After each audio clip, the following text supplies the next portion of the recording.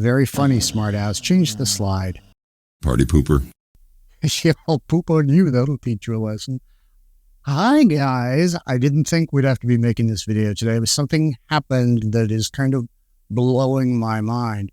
We all knew that the Indiana Jones 5 receipts were going to be pretty low, and it's significant that this next 2 weeks of time were a dead zone movie-wise, because none of the other studios obviously wanted to put their movies up against Indiana Jones.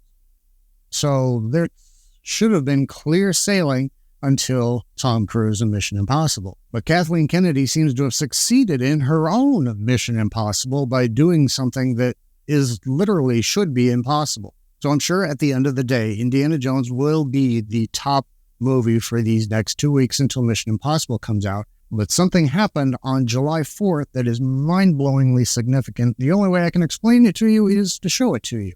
Here are the box office receipts for last Tuesday, July 4th. Indiana Jones and the Dial of Destiny should have obliterated everything on this list, but it comes in at number 2, only a few days after it opened. At the number 1 spot is a movie you've probably never heard of called Sound of Freedom, starring Jim Caviezel, who you may remember as Jesus in The Passion of the Christ. It came in at just over $14 million, which is just about what the movie cost to make in the first place. But notice this little significant tidbit right over here. The total number of theaters it was in was 2,600, which is about half of the 4,600 that Indiana Jones was in.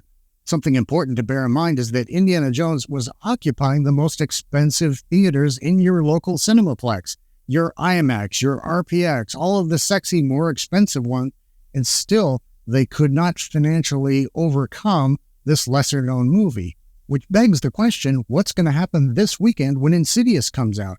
Is it going to drop out of the top spot completely? It's not out of the realm of possibility.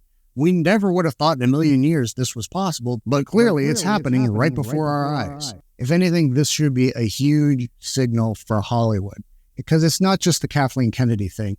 It's the not making good movies thing. It's the putting agendas before a good story thing. Indy got kicked out of the top spot by an original movie, something completely new. That's what we want. That's what people are craving. And I know I'm going to get more into that into the whole Disney video. And I know I've been promising that for 2 videos now, but life keeps happening and these bizarre news keeps happening. I'll get to it, I promise. Meanwhile, John A., have a good weekend.